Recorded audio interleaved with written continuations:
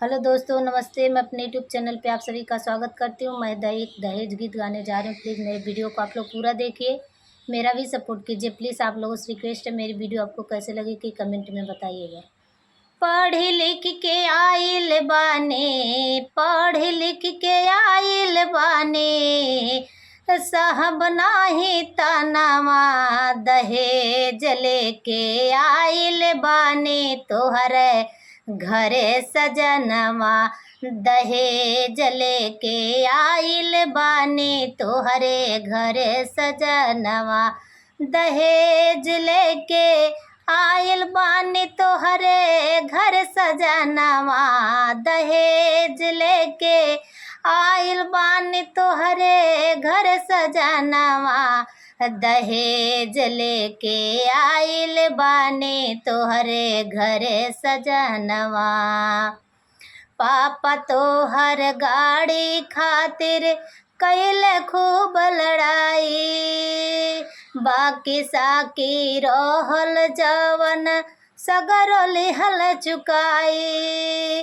पापा तोहर गाड़ी खातिर कैल खूब लड़ाई, बाकी साकी रहल जवन सगरो लिहल चुकाई।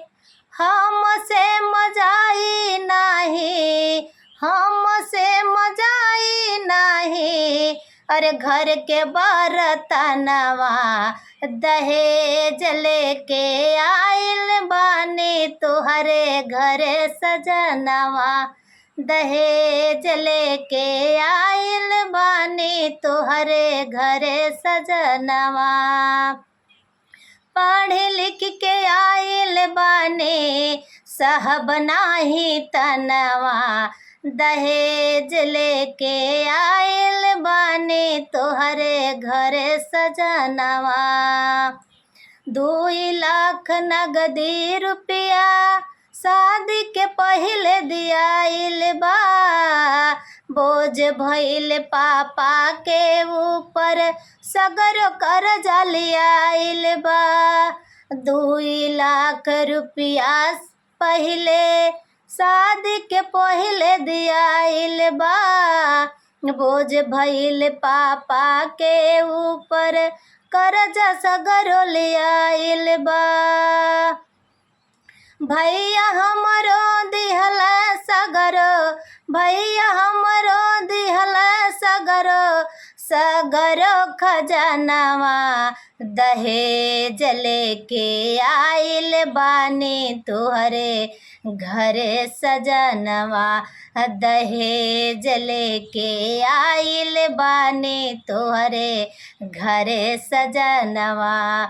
पढ़ लिख के आइल बानी, साहब नाही तनवा, दहेज लेके आइल बानी तोहरे घरे सजनवा, दहेज लेके आइल बानी तोहरे घरे सजनवा।